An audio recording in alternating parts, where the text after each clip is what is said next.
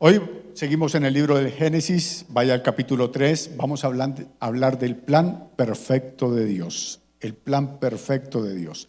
Saludo a todas las personas que están conectadas, no puedo ver aquí a ninguno, me aparecen 3, pero hay 15 conectados y seguramente en las otras páginas hay más. El plan perfecto de Dios, Génesis 3, 14 y 15.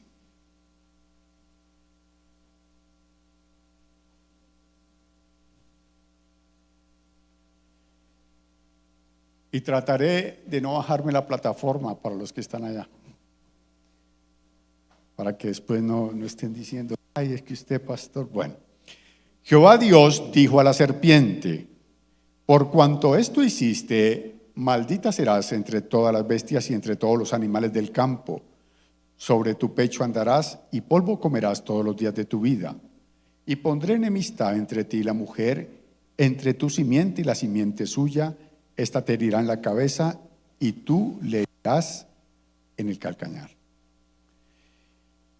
Ya hemos hablado de la caída del hombre, pero también debemos tener muy claro que nosotros los seres humanos somos la máxima creación de Dios. O sea, nos hizo a su imagen y a semejanza.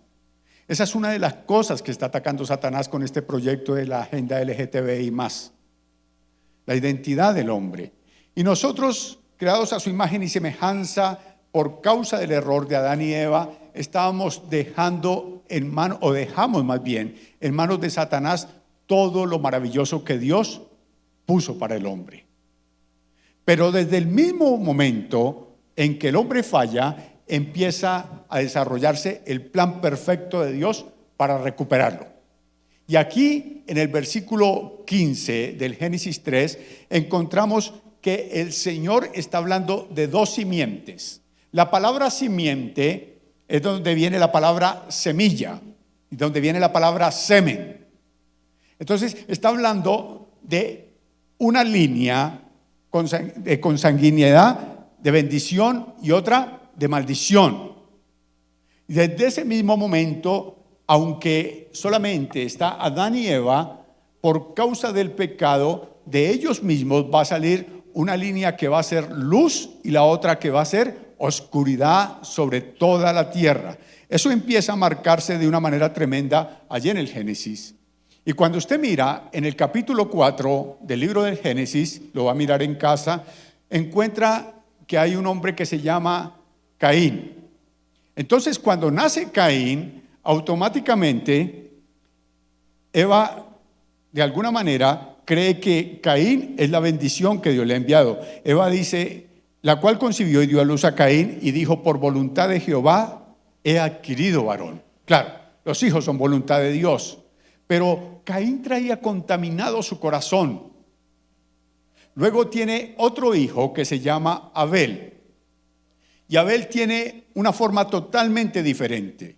Y empieza desde Caín y Abel a marcarse la genealogía de la bendición y la maldición, porque el Señor nunca maldijo al hombre, pero sí maldijo a la serpiente. Y cuando maldijo a la serpiente, también habló de una descendencia, habló de una línea de genealogía que iba a cargar oscuridad.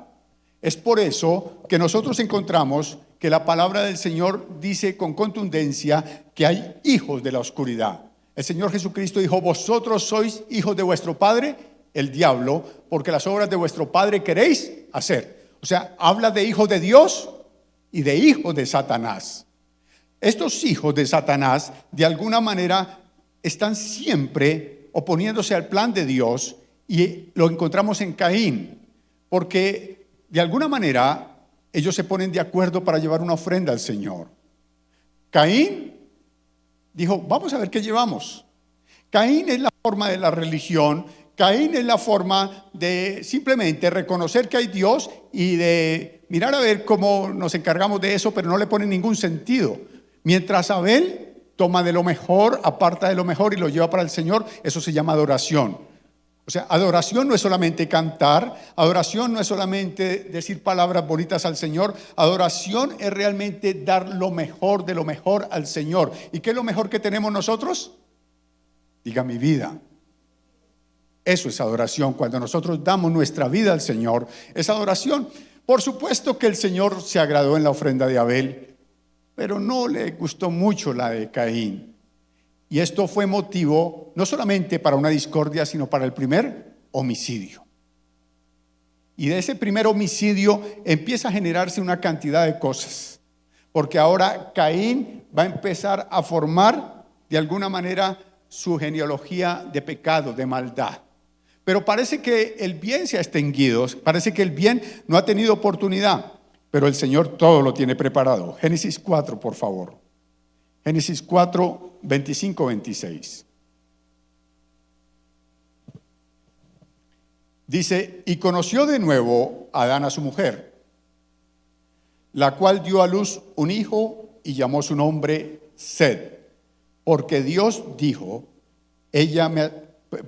porque Dios me ha sustituido otro hijo en lugar de Abel, a quien mató Caín. Y a Set también le nació un hijo y llamó su nombre Enos. Entonces los hombres comenzaron a invocar el nombre de Jehová. ¿Desde dónde empiezan a invocar el nombre de Jehová? Desde Enos. Desde Enos. Una de las cosas que a veces nosotros como cristianos tenemos en poco son las genealogías en la Biblia. Y algún día escuché un hombre que en verdad Dios lo usó para hacerme caer en cuenta que en la Biblia no hay absolutamente nada que esté de más. Esas genealogías no solamente tienen un sentido, sino también tienen una honra que Dios da a las personas que están ahí. Entonces, cuando nosotros decimos, vamos a leer la Escritura, empezamos a leer la Escritura en orden y llegamos al libro de Números y encontramos hijo de fulano, hijo de sultano. ¡Ay, no, esto no! Y mira, es donde se acaba para pasar a la siguiente, ¿no? Y Dios no los colocó ahí de adorno, los colocó por algo. Por algo están ahí.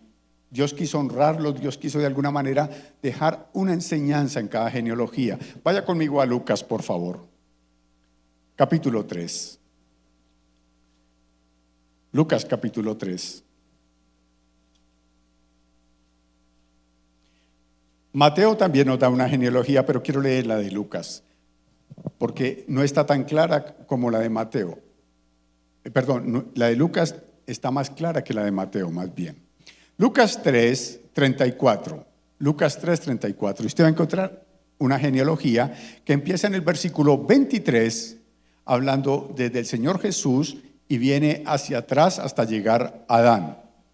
Dice el 34, hijo de Jacob, hijo de Isaac, hijo de Abraham, hijo de Taré, hijo de Nacor, hijo de Serug, hijo de Ragaud, hijo de Pelet, hijo de Ber, hijo de Sala, hijo de Cainán, hijo de Arfaxad, hijo de Sen, hijo de Noé, hijo de Lamed, hijo de Matusalén, hijo de Nod, hijo de Jared, hijo de Mahalael, hijo de Cainán, hijo de Enos. Aquí aparece ¿quién?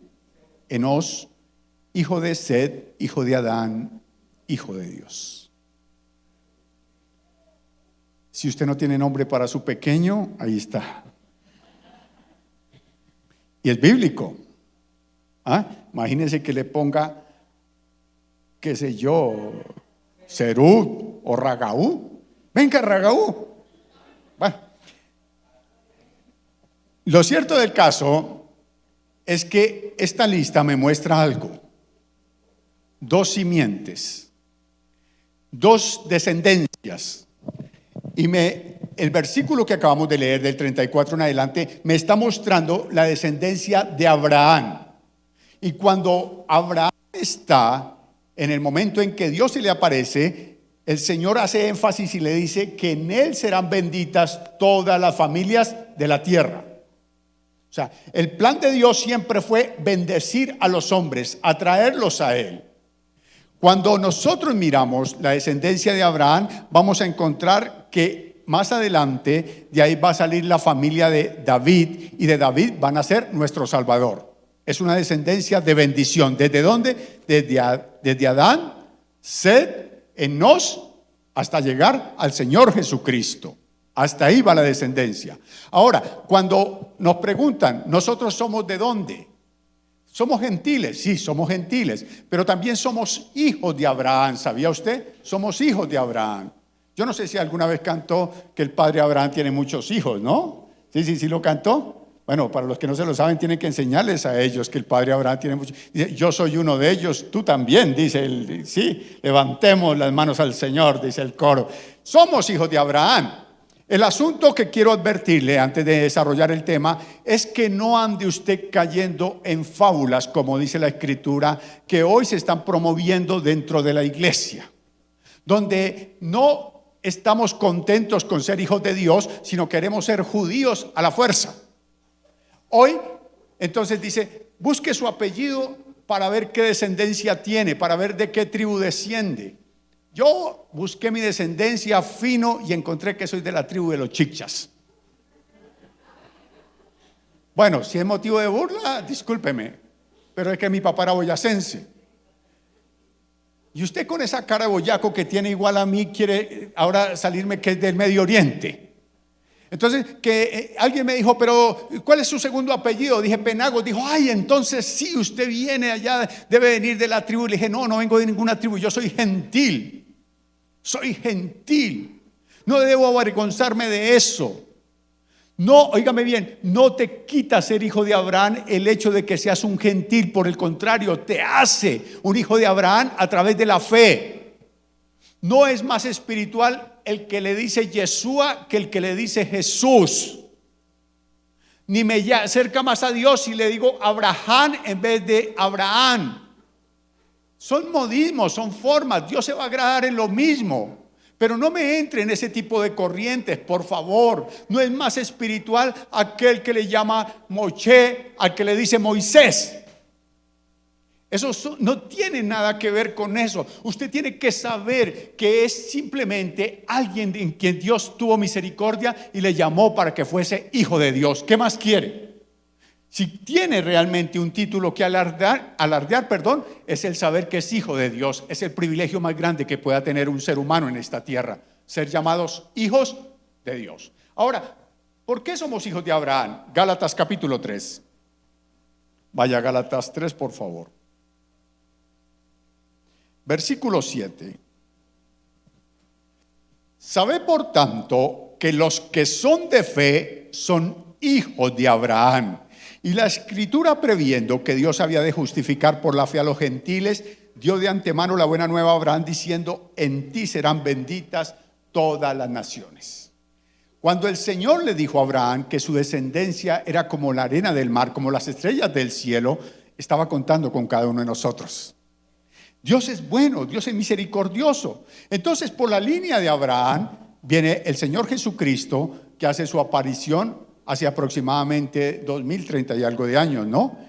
2020 y pico de años más bien. Y hace su aparición el Señor allí. La pregunta es, ¿a qué vino el Señor? El Señor vino a concretar el plan de salvación. Si alguien pregunta, ¿antes del Señor Jesús hubo salvación? Sí. Usted va a encontrar la gracia también en el Antiguo Testamento. De una manera diferente, pero la va a encontrar. Por supuesto que sí. Aún antes de la ley, porque la ley viene con Moisés, pero antes de la ley ya había una ley inscrita en el corazón de los hombres. ¿Quién le dijo a Caín y Abel que tenían que presentar una ofrenda? ¿Quién le dijo a Moisés que tenía que Abraham que tenía que diezmar? ¿Por qué ellos edificaban un altar y levantaban adoración? Porque eran hombres que tenían la ley en su corazón, en su vida. ¿Qué es lo que hace el Señor en Éxodo cuando les da la ley? Básicamente, los hombres de alguna manera están desviándose y el Señor dice, voy a colocar la ley escrita para que la conozcan, para que no solamente la conozcan, sino que la cumplan y para que también se la transmitan a sus hijos y a su descendencia. Para eso quedó la ley allí. Pero la ley no fue suficiente, y no fue suficiente porque todo fallo a la ley demandaba la muerte. Entonces no había realmente forma de que los hombres todos alcanzaran, porque solo uno cumplió la ley, el Señor Jesucristo. Ahora, desde esa perspectiva, el Señor no vino a abolir la ley. El Señor vino a cumplir la ley. El Señor vino a cumplir todo lo que estaba escrito en la ley, en los profetas, y vino a declarar que sin duda alguna Él era la respuesta que Dios había prometido desde el Génesis 3:15. el Salvador, el que venía a rescatar. A eso vino el Señor.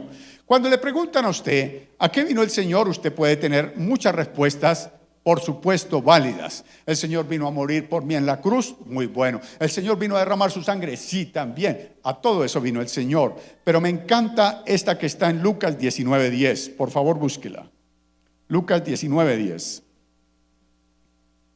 Evangelio de Lucas.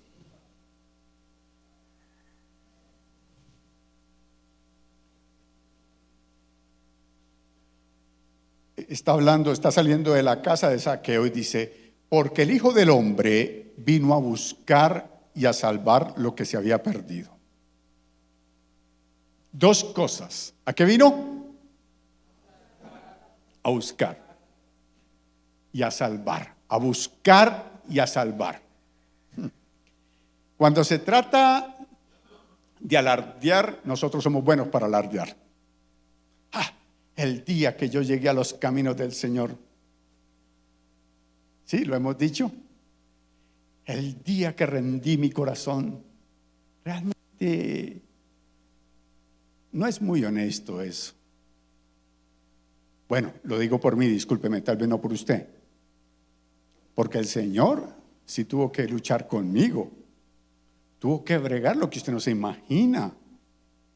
Porque una y otra vez estaba ahí buscándome y yo evadiéndolo. Yo mirando a ver cómo de alguna manera me salía con la mía. Realmente yo no quería saber nada de Dios. Yo estaba amañado en mi religión. Mi religión me daba para mucho. Porque yo salía todos los domingos sagrado. Bueno, todos los domingos no, porque había domingos que no me podía levantar o que no llegaba a la casa. Cuando llegaba y salía a misa a las 8 de la mañana. Eso no lo hacía aquí ninguno. Y salía a misa y llegaba a la iglesia del barrio, me quedaba ahí cerquitica y me encontraba con mi amigo de al frente, Luis. Entonces yo así un poquito más alto, así, ya sabíamos que a la salida nos encontrábamos y salíamos a festejar que la misa estuvo buena. A veces llegaba a las 10, 11 de la noche, pero estaba contento en mi religión. Pero llegó un día en que Dios inquietaba mi corazón y me inquietaba y me inquietaba. Y yo no sabía por qué, pero era el Espíritu Santo rearguyendo. Ni idea de esas palabras. Ese espíritu que de alguna manera empieza a inquietarle su vida, empieza a decirle: lo que estás haciendo no es correcto y tienes que cambiar, tienes que buscar una manera diferente. Ahí estaba el Espíritu de Dios. Y tal vez alguien pueda pensar que es loco, pero en medio de mis borracheras yo acostumbraba a echaba chistes toda la noche. Pero el chiste más clásico que llegué a echar antes de convertirme al Señor era que borracho les decía: me voy a volver evangélico. ¿De dónde salía eso? Quiero que se imagine uno rascado 2, 3 de la mañana: muchachos, me voy a volver evangélico. Y así lo hice un día. Estaba como a las 3:30 de la mañana en una borrachera y les dije: no vuelvo a tomar, me voy a volver evangélico. Y yo puedo decir: qué tremendo soy. No, qué tremendo no. Había alguien, recuerda Génesis 1, que se movía sobre mí y estaba inquietando mi corazón. Entonces yo no puedo decir que busqué a Dios, no. Dios me buscó a mí, Dios lo buscó a usted. No fue que yo lo amé, sino que Él me amó primero. A eso vino el Señor, a buscarme, a mostrarme su amor, a convencerme de que el camino que llevaba era un camino de muerte, un camino de perdición. Eso vino el Señor, a buscarnos, a buscarnos. Y a usted le parecerá extraño, lo digo por mí, pero más de una vez como que me he deslizado y ahí encuentro otra vez una mano poderosa que me dice: venga, sigue siendo mi hijo amado. Hasta el día de hoy no ha dejado de buscarme. Y usted puede decir: no busco al Señor. Es que debemos hacerlo, pero el Señor sigue ahí insistiendo, porque la Escritura dice que la voluntad de Dios que nadie se pierda, sino que todos procedan al arrepentimiento, porque dice que de tal manera amó el mundo. La pregunta que me asalta hoy es: ¿será que Dios ama a aquellos que saldrán hoy a la séptima a manifestar su pecado? Ay, no me diga. O sea que estoy equivocado. Claro que los ama. Cristo murió por ellos. Por supuesto que sí. Cristo también murió por cada uno de ellos. Nosotros los hombres nos discriminamos en una cosa, en otra cosa, pero el Señor no hace acepción de personas. Él vino a buscar y a salvar. Ahora entiéndase que la palabra salvación implica todas las áreas de nuestra vida. La palabra salvación nos cobija en lo que conocemos de nosotros y en lo que ignoramos de nosotros, porque aunque creamos que nos conocemos mucho, muchas veces ni siquiera nos conocemos a nosotros mismos. A mí me encanta cuando una mujer llega y dice, yo conozco a mi esposo. Yo le digo, por dentro no tiene ni idea quién es él. Porque uno no acaba de conocerse nunca. Sin importar cuántos años lleve viviendo con esa persona, no acaba de conocerse. Y ni siquiera se conoce uno mismo. ¿A usted no le pasa que a veces sale uno con unas que usted mismo dice, ¿de dónde me salió eso? Pero sí, el Señor nos conoce. Y no solamente nos conoce, sino que nos ama y cubre todas las áreas. Por eso es que la salvación es algo integral. Nosotros pensamos en salvación y vemos solamente la parte espiritual. Pero ¿a dónde estás dejando la parte física? ¿A dónde estás dejando la parte familiar, la parte social? ¿A dónde estás dejando tu parte económica, tu parte sexual? Todo eso somos nosotros. Y la libertad, la salvación que el Señor trae, cubre absolutamente todas las áreas de nuestra vida. Pero nosotros, ya vamos a tocarlo más adelante, hemos creído que solamente somos salvos para vida eterna. Claro, esa es la principal intención del Evangelio. Pero hay mucho más. Por eso se llama el Evangelio completo. El Evangelio completo es aquel que realmente logra satisfacer absolutamente todo lo que somos como seres humanos a la manera de Dios, no a la manera del mundo, sino a la manera que tiene Dios. Entonces, Él vino a buscar y a salvar todo lo que se había perdido, y todo lo que se había perdido no es solamente la vida eterna. Entonces, ahí es donde entra realmente el Señor, quiere lo mejor para nosotros. Vamos a Juan, capítulo 3, versículo 17.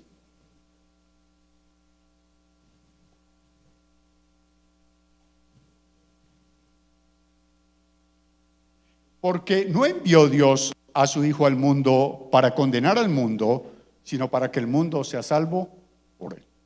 ¿A qué vino Dios? A salvar el mundo, no a condenarlo. Ese es un asunto que nosotros los hijos de Dios debemos realmente tener muy en claro. Yo les enseñé en alguna ocasión, ¿quién es el que condena? El que salva. Y si nosotros no salvamos a nadie, no condenemos a nadie. Él no vino a condenar al mundo, vino a salvarlo. Este es el tiempo de la gracia. Este es el tiempo donde todos los hombres, sin importar su pecado, sin importar absolutamente nada, pueden acercarse al Padre a través de Jesucristo, del Hijo de Dios. Hay salvación. Nosotros nos podemos escandalizar con un violador, podemos escandalizarnos con un homicida, con cualquier cosa. Pero déjeme decirle que si esa persona tiene un arrepentimiento genuino, quebranta su corazón, la sangre de Cristo sigue siendo real y efectiva para limpiarle de todo su pecado. Y así los hombres sigamos señalando, él será salvo por el creer en el nombre del Hijo de Dios. Ese es el plan, eso es lo sencillo. Pero que no haya venido a condenar esta vez no quiere decir que no va a venir por segunda vez. Viene por segunda vez. Y la segunda vez ya no viene de la misma manera como vino, como el siervo. La segunda vez, dice el libro de Apocalipsis, vendrá en un caballo blanco, como un guerrero, como un valiente. Traerá aún las marcas de la cruz, de lo que sufrió allí, en sus manos, en sus pies. Su ropa estará teñida en sangre. Traerá una espada que sale de su boca y vendrá a juzgar a las naciones, vendrá a condenar a las naciones. Porque se acabará la amnistía, se acabará el tiempo. Ahora será el tiempo del juicio de Dios. Pero este es el tiempo hasta que el Señor no venga por la iglesia, donde el mundo puede arrepentirse, donde el mundo tiene la oportunidad de volverse al Dios del cielo. Entonces, a eso vino el Señor, a salvar. También vino a restaurar la comunión.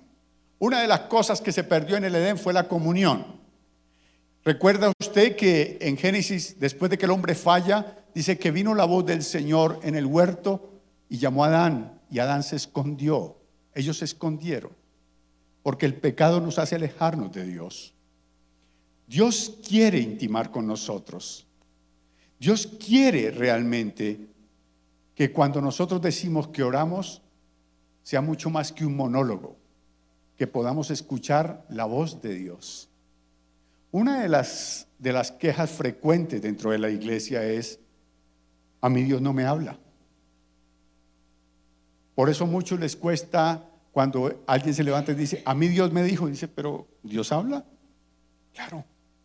Hebreos dice: habiendo hablado Dios muchas veces. ¿Y cómo? De muchas maneras. Dios sigue hablando hasta el día de hoy.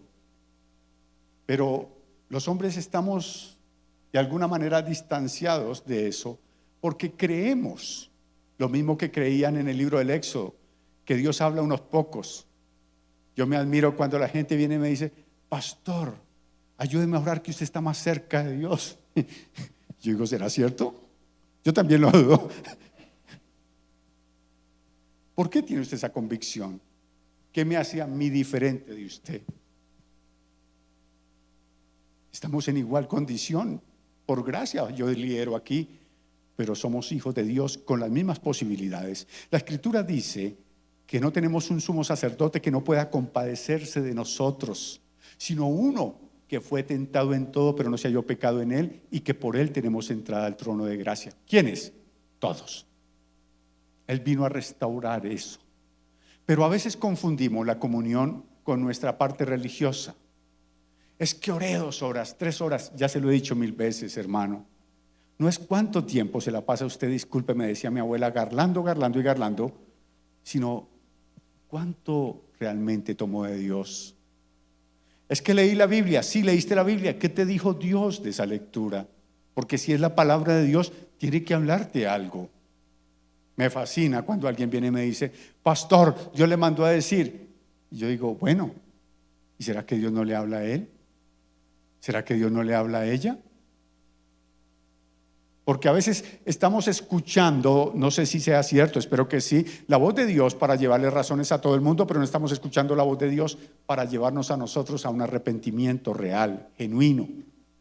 Y Dios quiere primeramente que nosotros cambiemos nuestro comportamiento, nuestra forma, nuestras maneras. El ser cristiano es mucho más que cultear cada domingo. El ser cristiano es mucho más que hacer un devocional todos los días. El ser cristiano es mucho más que pedir esto o lo otro. Ser cristianos es tener comunión con el Padre y poder escuchar claramente su voz. Él vino a restaurar eso. Dice la primera carta a los Corintios 1:9.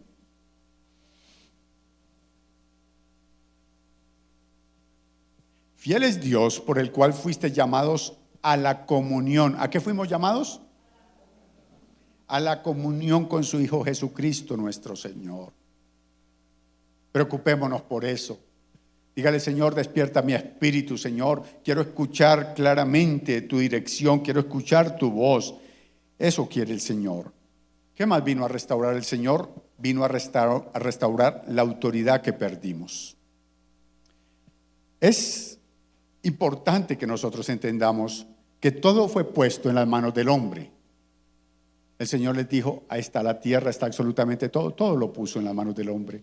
Pero cuando el hombre cae o cuando el hombre falla, automáticamente todo lo que Dios puso se disipa y cambia de dueño.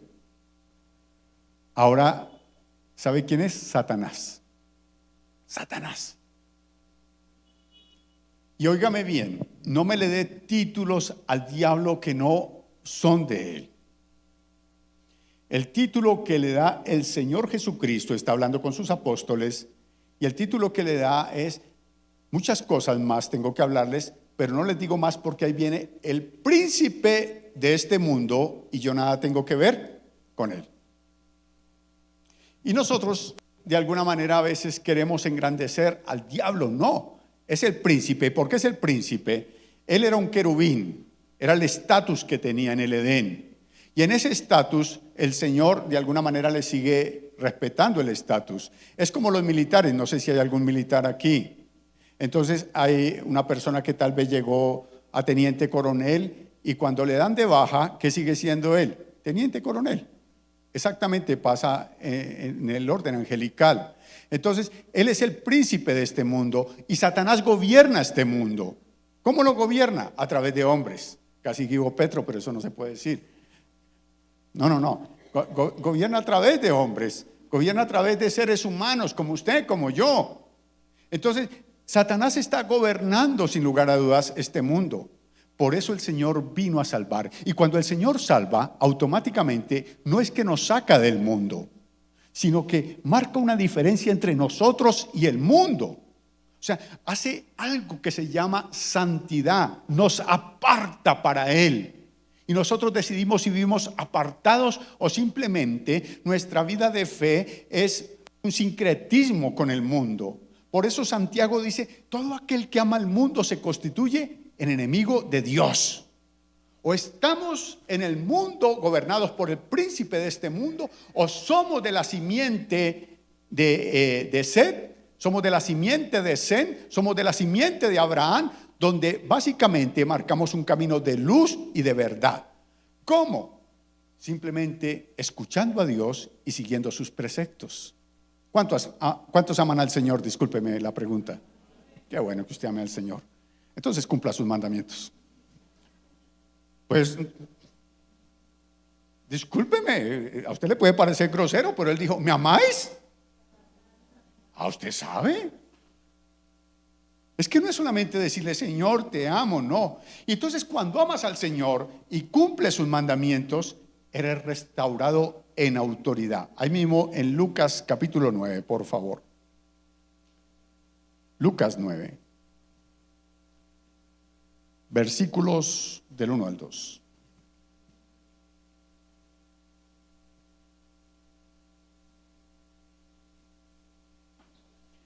Habiendo reunido a sus 12 discípulos, les dio poder y autoridad sobre todos los demonios para sanar enfermedades y los envió a predicar el reino de Dios y a sanar los enfermos. Poder y autoridad. ¿Qué le dio el Señor? ¿Qué es poder? Poder es la capacidad que tiene el individuo para ejecutar una acción. Eso es poder.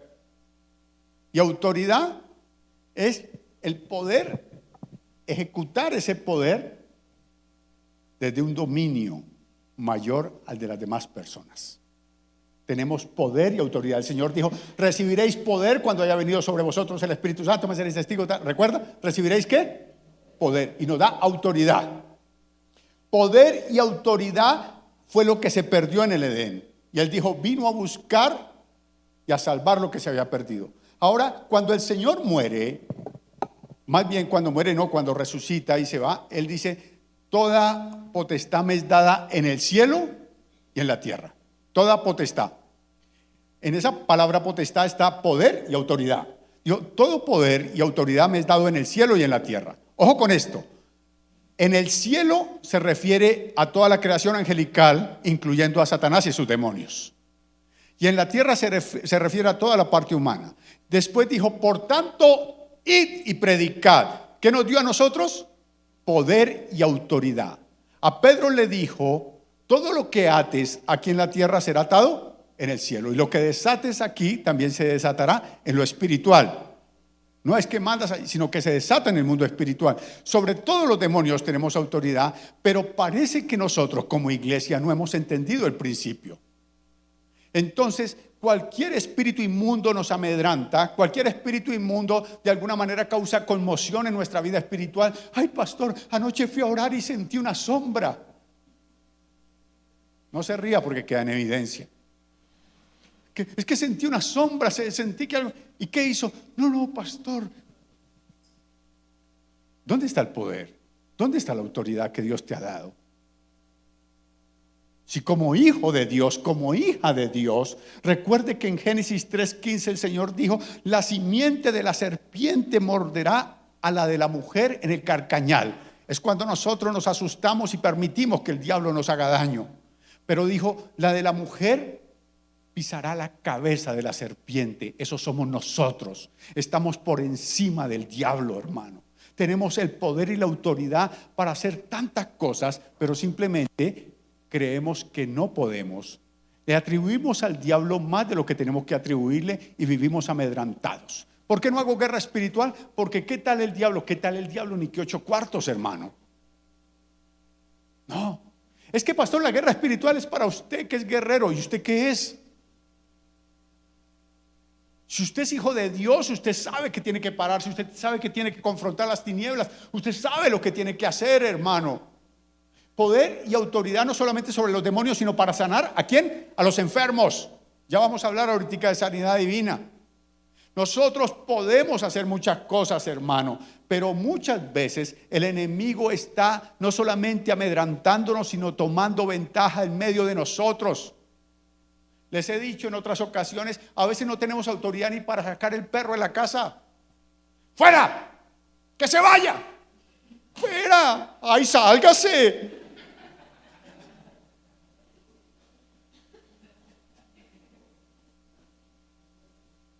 Entonces, desde esa perspectiva, ¿qué hace el demonio?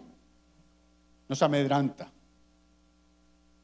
Logra de alguna manera mantenernos atados. Y nosotros venimos, ay, pastor, ore por mí.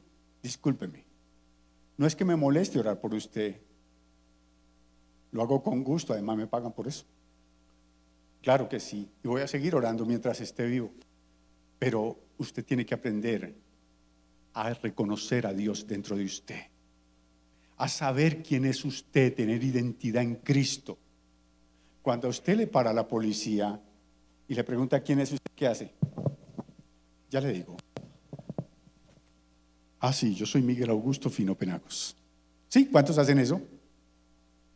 ¿Usted sabe quién es? Y le dice su número de cédula. Ay, pero miro en el celu. Sí, porque ahora si el celu no nos dice, no creemos que.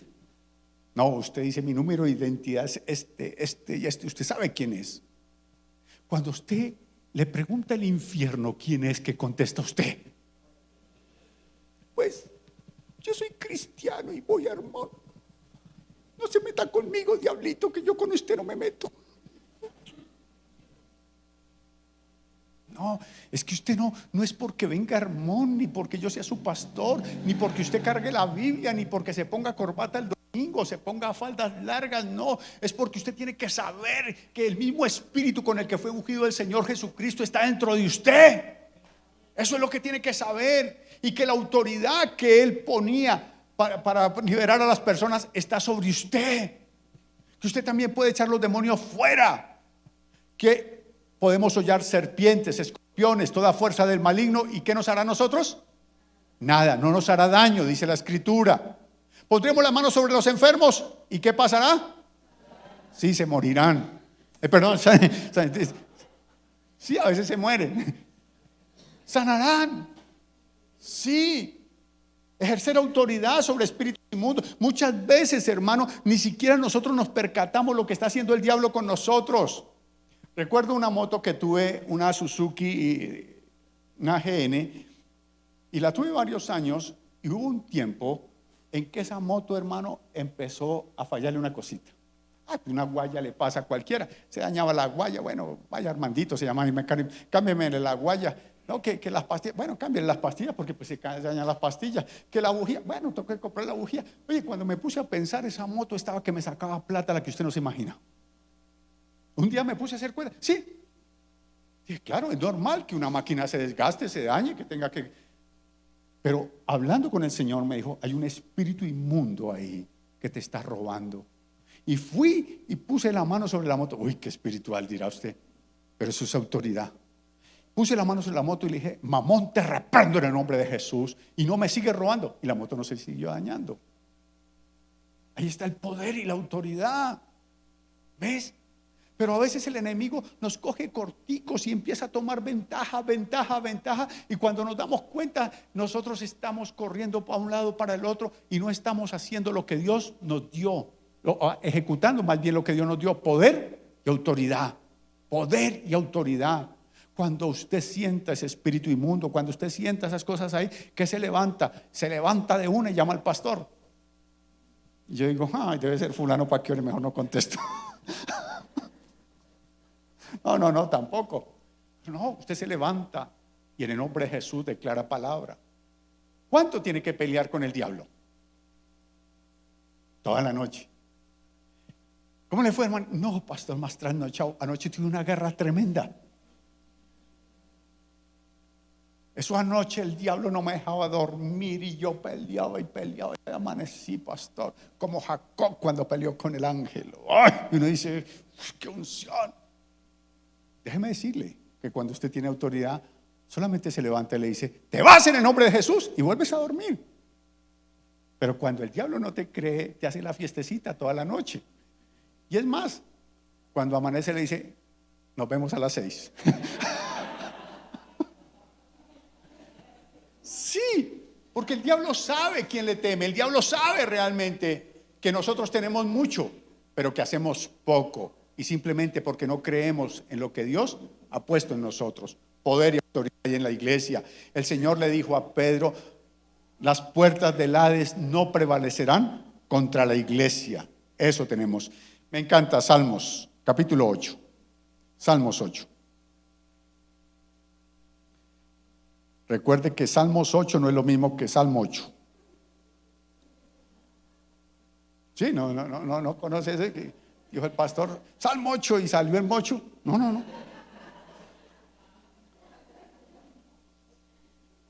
Están muy risueños.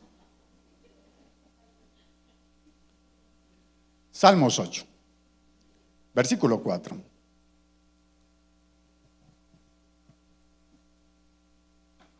Digo, ¿qué es el hombre para que tengas de él memoria y el hijo del hombre para que lo visites? Le has hecho poco menor que los ángeles y lo coronaste de gloria y de honra. Tenga eso muy claro. Una de las perspectivas que tenemos nosotros a veces es que los ángeles están por encima de nosotros. Y entienda que Satanás y sus demonios también son ángeles. Y claro, ellos tienen la facultad de atravesar paredes, si pueden desplazarse en qué velocidad, no sé, pueden estar aquí, mañana pueden, al ratico pueden estar en Pekín, bueno, lo que sea. Son ángeles, ¿sí? Y dice, wow, tremendo esos ángeles, tremendo. No. David hace un racionamiento desde el Espíritu y dice, ¿qué es el hombre para que te acuerdes de él? Lo hiciste menor que los ángeles. Claro, a nosotros nos limita un cuerpo físico, ¿cierto? Pero dígame, ¿qué ángel ha sido coronado de gloria y de honra? Ninguno.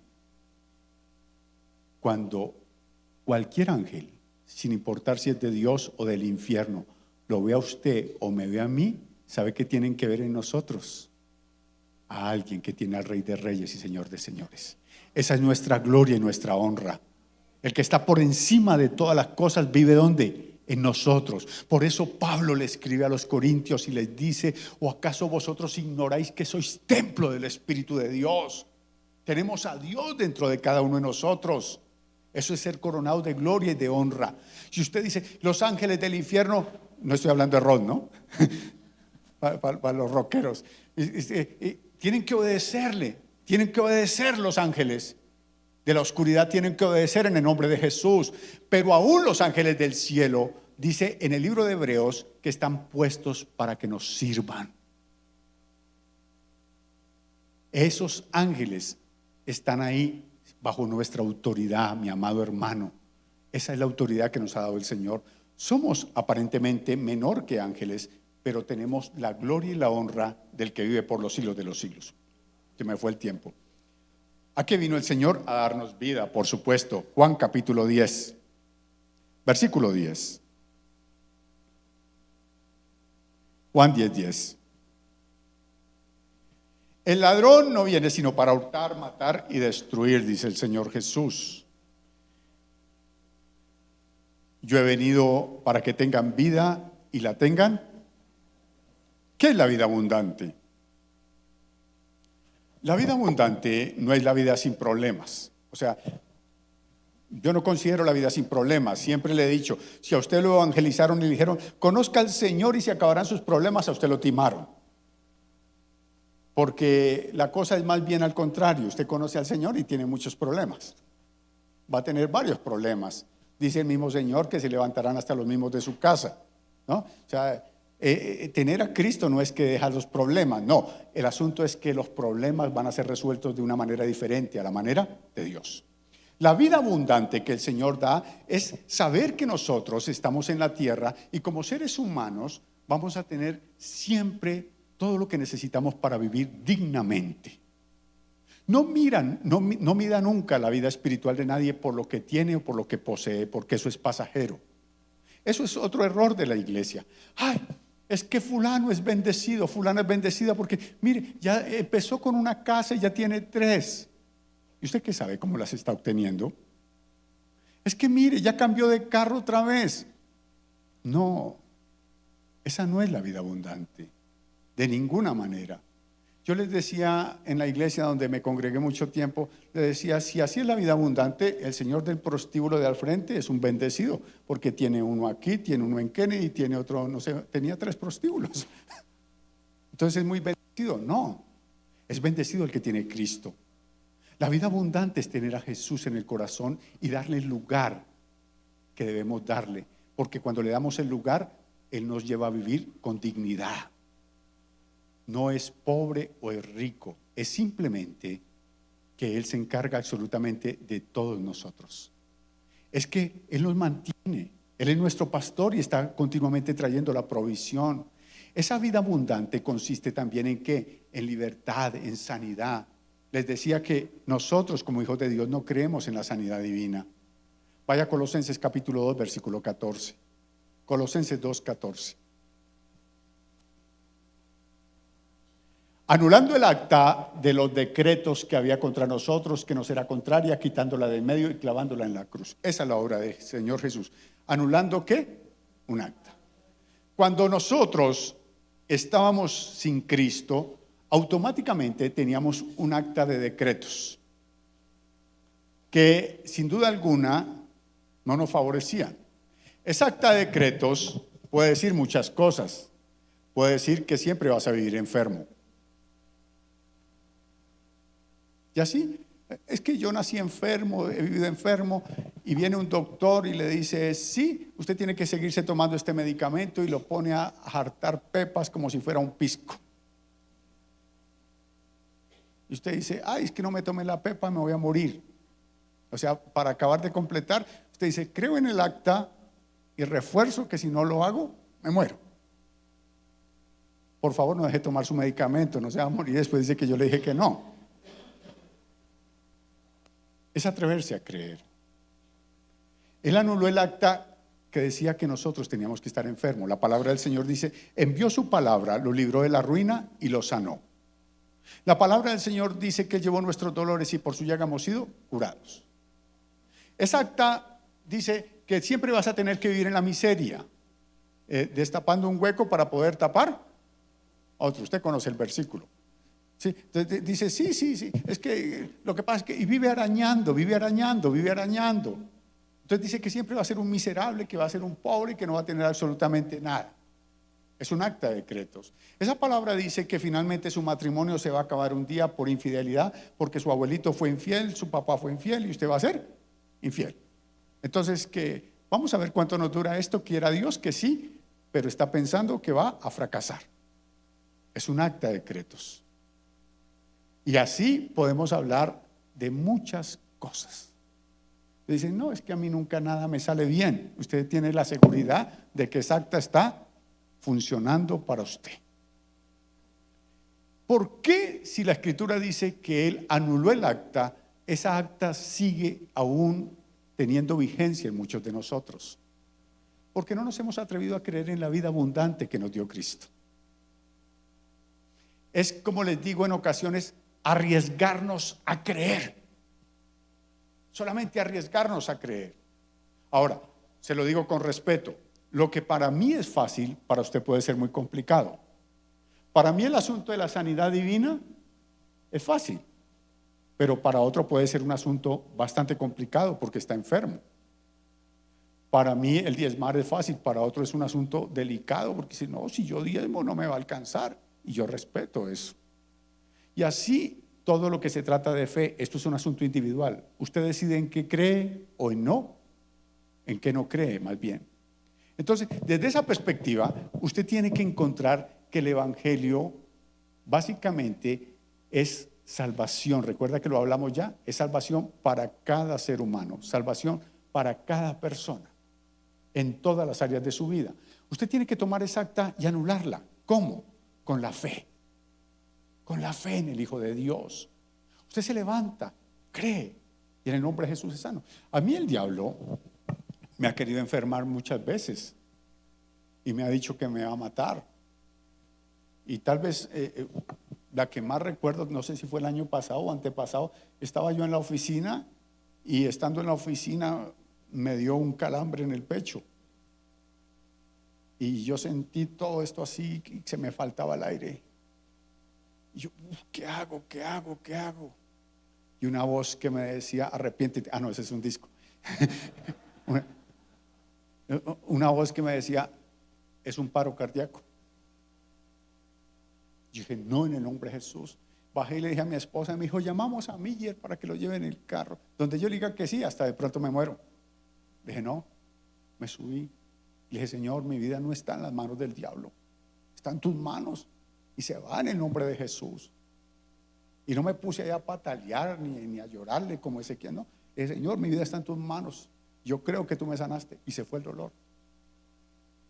Así viene un dolor de cabeza, viene cualquier cosa sobre su vida y usted lo acepta. Y cuando usted lo acepta, automáticamente está dando pauta para que lo lleven a urgencias, para un medicamento, para los exámenes, para tantas cosas.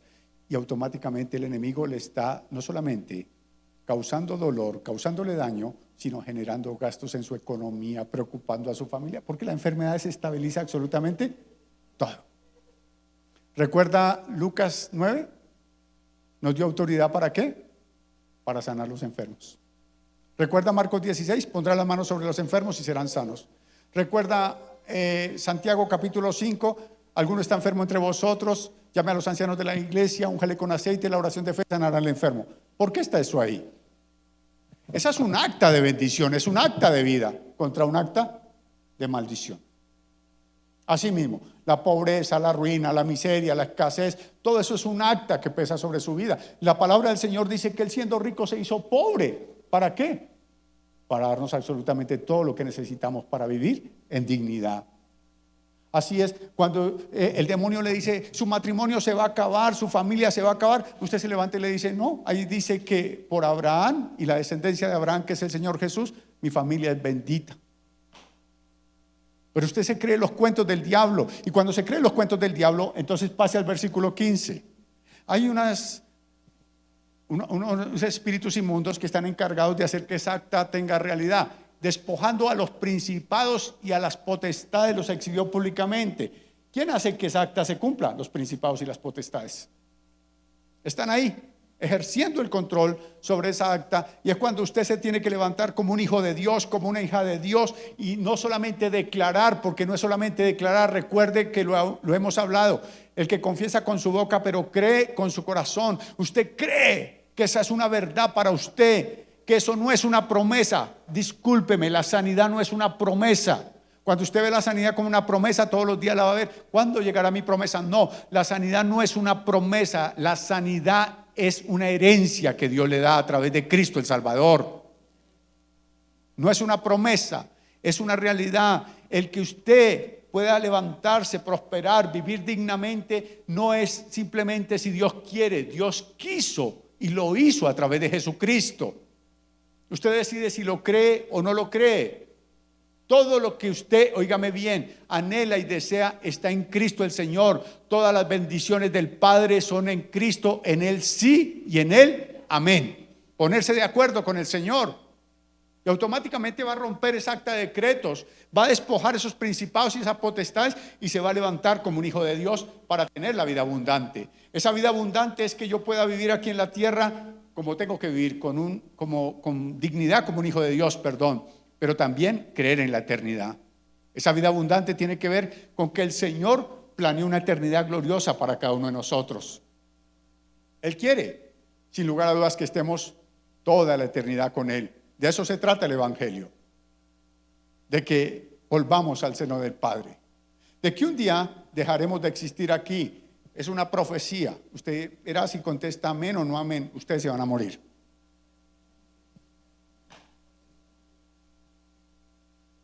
Sí. Increíble, hasta yo de pronto. Bueno, pero sí. Un día se acabará todo, absolutamente todo, hermano. Su confianza, su esperanza no puede estar en la casa que tiene, el carro que tiene, hermano. Ese carro un día puede volverse nada y ¿dónde le quedó la esperanza? Esa casa mañana puede temblar y se le cayó, ¿y dónde quedó su esperanza? Nuestra esperanza no puede estar fija absolutamente en nada de lo que está en esta tierra, porque Pedro dice que todo está reservado para ser consumido por el fuego. Nuestra esperanza es Cristo. ¿Quién le saca a usted a Cristo del corazón? Romanos 8 dice: ¿quién nos separará del amor de Dios que es en Cristo Jesús, Señor Dios nuestro? Nadie. No, esa es nuestra esperanza. Dios nos permite cosas. Qué bueno poder tener algo. Qué bueno poder decir: Señor, has traído a mi vida esto, me bendices con esto. Pero todo es pasajero, hermano. Y usted se muere porque no le dan un like en el Face. Usted se entristece porque nadie miró su publicación. ¿Cómo sufre, hermano? Yo creo que tenemos que dejar de ser tan delicaditos y entender que el Hijo de Dios está en nosotros, el que se levantó de los muertos. Que así como Él un día ascendió a los cielos, nosotros moriremos y partiremos con Él para estar siempre a su lado. Esa es la vida abundante. Ese es el plan de Génesis 3:15, el plan perfecto de Dios para los hombres. Que finalmente un día todo acabará y nosotros estaremos con Él. Él dijo que iba adelante de nosotros a preparar un lugar. Dijo: si no fuera así, no lo hubiera dicho. Pero yo quiero que donde yo estoy, ustedes también estén. Esa es la voluntad de Dios. Esa es la vida abundante. Mientras estemos aquí, lloremos, riamos, gocemos, disfrutemos. Otros degenerados se van a sanpedrear en vez de venir a culto. Bueno, pasa, ¿no? Y no lo digo porque me moleste, le digo porque me da envidia. Pero cada uno hace su vida. Pero algo trascendental en nosotros es la obra de Cristo en nuestras vidas. Cristo en nuestro corazón, Cristo en nuestro ser. Eso no lo cambie por nada. Eso no es negociable. Eso no tiene absolutamente ninguna discusión en nosotros. Afirmémonos en el Señor. Entendamos que Él vino a buscarnos y nos encontró. Qué bueno. Y ahora, a través de su Espíritu, nos convenció de pecado y nos arrepentimos y somos ¿qué? Salvos, libres y salvos, sí. Pero deje que la salvación llegue a todas las áreas de su vida. Recuerde, somos seres sexuales. ¿A dónde tiene que estar la salvación? En esa sexualidad corrupta que a veces tenemos. Deje que la salvación llegue a cada uno de sus órganos y sea sano. Deje que la salvación cubra su economía. Deje que esa salvación sea real sobre su casa. Sí, yo creo que mi casa es una bendición, pero vive en conflicto con ese hombre, con esa mujer, y a veces cuando logra irarse pone palabras de maldición sobre ellos. No está haciendo nada. No, créalo en el nombre de Jesús. Siempre tome el poder y la autoridad que Dios le ha dado y declare palabras de vida, palabras de bendición, aunque a veces las cosas no estén funcionando como usted quisiera que funcionen. En el nombre de Jesús, arráigase y haga como Ezequiel. Ponga palabra del Señor sobre esos huesos secos y deje que se levanten en el nombre de Jesús. Incline su cabeza, por favor, y dele gracias al Señor por todo lo que hizo en la cruz del Calvario, por amarnos como nos ha amado, por la manera tan especial que ha tenido para con nosotros. Bendiga al Señor. Y si usted, por cualquiera que sea la circunstancia, aún tiene algo de esa acta de decretos que está allí siendo efectiva sobre su vida, dígale: Señor, ayúdame a creer. Ayúdame, Señor, a creer todo lo que me es necesario creer para mantenerme en ti y en tu verdad. renuncie a toda incredulidad y a todo aquello que le está robando lo que a gran precio nos dio el Señor Jesucristo en la cruz del Calvario.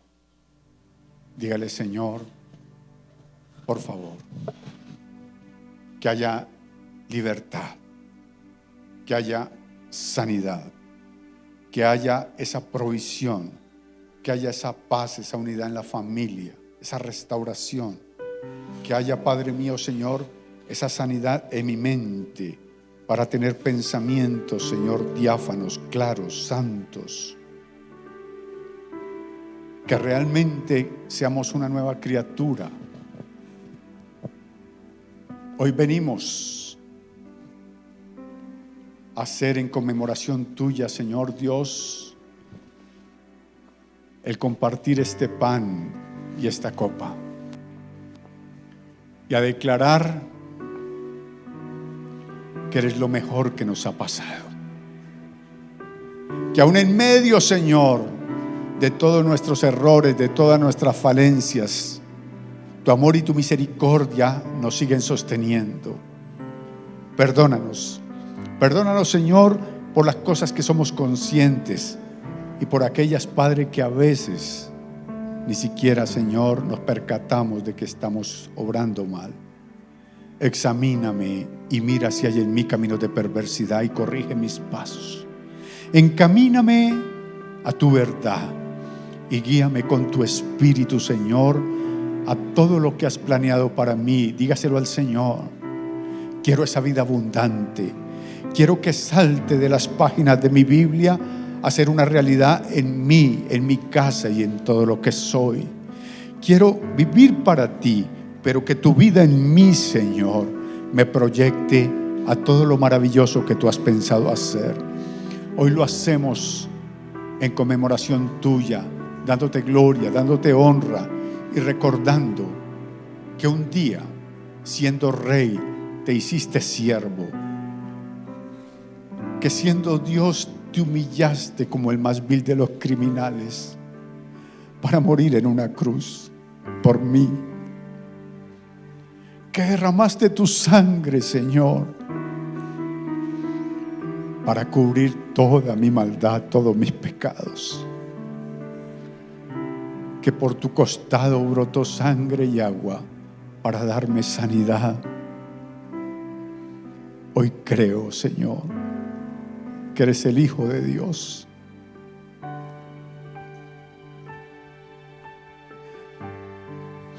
Creo que te levantaste de los muertos para mostrarme un mejor camino. Creo que tu Espíritu Santo me está ayudando y me está guiando. Gracias. Gracias. Lo hacemos en conmemoración tuya y bendecimos ese pan y esa copa.